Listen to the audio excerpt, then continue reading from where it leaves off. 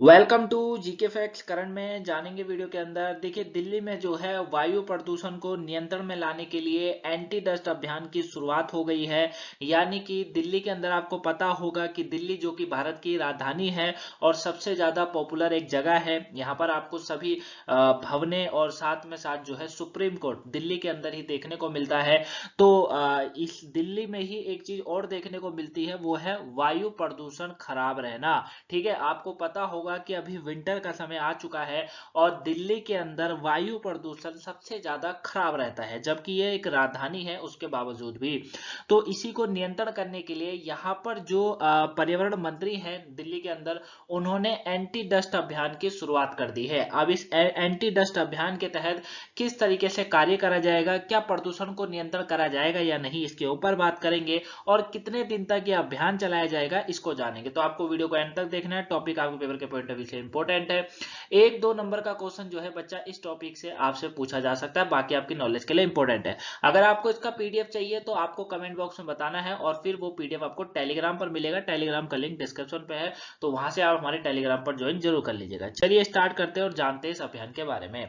Anti dust camping अभी शुरू हुई है। मैंने बताया कि विंटर का सीजन को देखते हुए दिल्ली सरकार ने कहा है कि शहर में प्रदूषण को नियंत्रित करने के लिए निर्माण स्थलों पर, कहां पर, निर्माण स्थलों पर, आपको पता होगा कि जहां भी निर्माण स्थलों का कार्य चलता है वो उसी के द्वारा सबसे ज्यादा प्रदूषण फैलता है। अब आपके दिमाग में क्वेश्चन आ रहा होगा कि अगर हम अपने घर बनाते हैं तो उससे भी फैलता है? नहीं नहीं, देखिए, 1 मंजिला 2 मंजिला 3 मंजिले से कोई कुछ नहीं होता है, लेकिन जो बड़े बड़े स्क्वायर फुट में बनाया जाता है, जैसे अभी आपको पता होगा कि दिल्ली के अंदर जो है एक ट्विन टावर करके था जिसको गिराया गया था, है ना। और जब उसको गिराया गया तो आपने देखा होगा अगर न्यूज़ों में, तो कितनी बड़ी मात्रा में उससे धुआं निकला था, तो कितना बड़ा प्रदूषण फैला होगा, है ना, कितना बड़ा दूषित हुई होगी वहां पे वो जगह, और आगे पीछे भी हुई होगी पूरे, है। तो इस तरीके के बहुत सारे निर्माण स्थल है जहां पर ऐसा कार्य चल रहा है। बड़े बड़े बिल्डिंग्स बनाई जा रही है, बड़े बड़े बंगले बनाए जा रहे हैं, बड़े बड़े होटल्स बन रहे हैं। तो उनमें क्या होता है, उनमें प्रदूषण होता है जिससे वो पूरे जगह को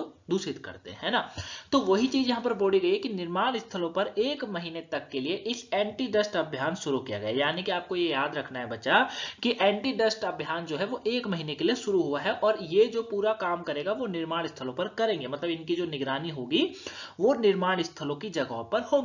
क्लियर हुआ। अब दिल्ली के पर्यावरण मंत्री है गोपाल राय। कौन है? गोपाल राय। इन्होंने कहा है कि इस अभियान की घोषणा इन्हीं के द्वारा करी गई है और सरकार का इन्होंने बताया कि लक्ष्य है कि सर्दी के मौसम में शहर में प्रदूषण का स्तर कम रहे और दिल्ली में ये 6 नवंबर तक एंटी डस्ट अभियान चलाया जाएगा। यानी कि करीबन 1 महीने तक का ये अभियान है जिसको चलाया जा रहा है। ठीक है।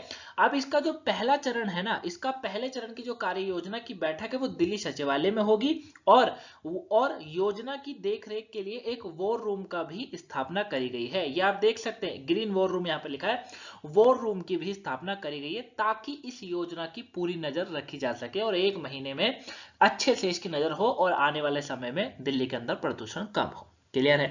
तो आप ये यहाँ पर समझे होंगे कि इनकी जो निगरानी होगी, जो ये कंट्रोल करेंगे, वो निर्माण स्थल जगहों पर ज्यादा करेंगे। क्लियर हो गया बच्चा। 1 महीने तक का अभियान है।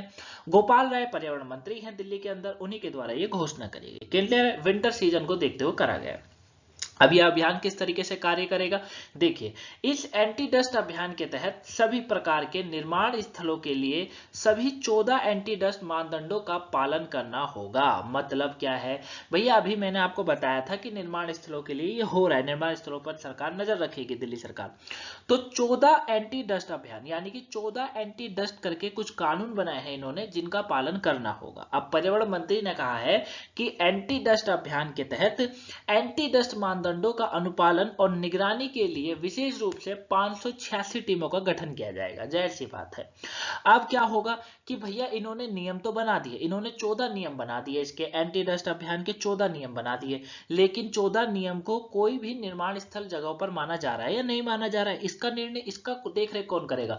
तो उसके लिए इन्होंने क्या करा है, 586 टीमों का गठन कर दिया। मतलब इन्होंने 586 टीमें बना दी जो 1 महीने तक इस तरीके के अभियान में अपना अपना जो है कार्य करेगी और निगरानी रखेगी। क्लियर है।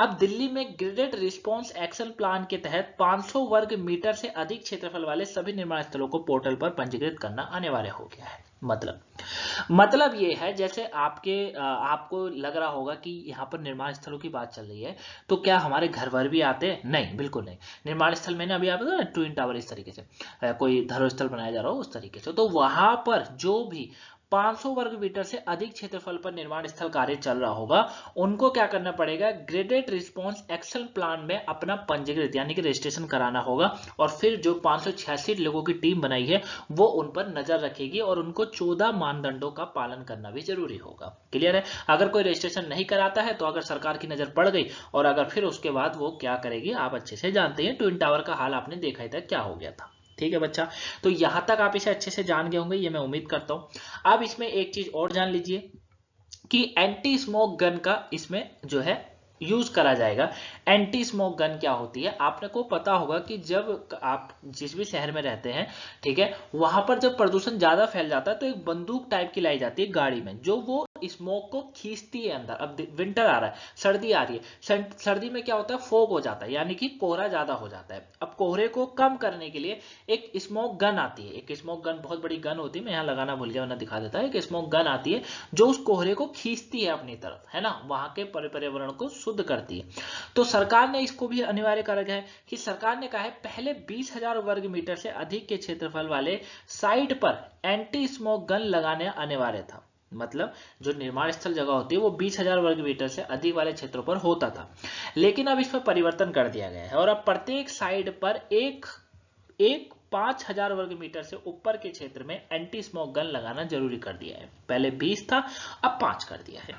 5,000 वर्ग मीटर से लेकर 10,000 वर्ग मीटर के क्षेत्र वाले निर्माण स्थल पर एक एंटी स्मोक गन की अनिवार्यता होगी, ये सरकार ने इसमें बोल दिया है। क्योंकि जब ये अपनी तरफ उस वायु को खींचता है तो वो वहां पर जो दूषित हुआ होता है, मतलब पर्यावरण जहां दूषित हो रहा होता है उसको साफ कर देता है एंटी स्मोक गन। ठीक है, इसीलिए इसको अनिवार्य करा है। पर्यावरण मंत्री ने आगे ये कह दिया है कि 10,000 वर्ग मीटर से 15,000 वर्ग मीटर के आकार के निर्माण स्थलों में 2 एंटी स्मोक गन आवश्यकता होगी। मतलब 5,000 वर्ग में है तो कोई दिक्कत नहीं, लेकिन अगर 10,000 है या 15,000 है तो वहां पे 2 एंटी गन होनी चाहिए, मतलब 2 एंटी स्मोक गन होना जरूरी है। ठीक है, साथ ही 15,000 वर्ग मीटर से 20,000 वर्ग मीटर के आकार वाले स्थलों में 3 एंटी स्मोक गन की आवश्यकता होगी और 20,000 वर्ग मीटर से अधिक क्षेत्र वाले निर्माण स्थलों में 4 एंटी स्मोक गन की आवश्यकता होगी। ये याद रखिएगा, बहुत इंपॉर्टेंट पॉइंट है ये, है ना, एग्जाम में पूछा जाएगा आपसे। तो याद रखिएगा कि अगर 10,000 वर्ग मीटर होगा या 15,000 होगा तो 2 एंटी स्मोक गन चाहिए, अगर 15 से 20 के बीच में होगा तो 3 एंटी स्मोक गन चाहिए, अगर 20 से भी ऊपर है तो फिर 4 जो है एंटी स्मोक गन होना जरूरी है। क्लियर है बच्चा? तो ये पूरा जो था टॉपिक था, ये पर्यावरण को दूषित ना होना और उसको नियंत्रण करने के लिए जो है दिल्ली सरकार की ये मुहिम है। आई होप आप इसे टॉपिक को जाने होंगे। कोई डाउट लगा हो तो मुझे कमेंट बॉक्स में या फिर आप टेलीग्राम पर बता सकते हैं। मिलेंगे नेक्स्ट वीडियो में। 7 बजे आपको एक वीडियो मिलेगी, मैं अभी बता देता हूँ। 7 बजे आपको वीडियो मिलेगी जिसमें मैं आपको करंट का ही टॉपिक समझाऊंगा। ठीक है, तो वो वीडियो देखना मत भूलिएगा रात के 7 बजे। अगर कोई सुबह की वर्कआउट नहीं देखी तो उसे देख लीजिएगा और वीडियो को लाइक सब्सक्राइब शेयर करिएगा। Thank you for watching guys, have a nice day, thanks for watching.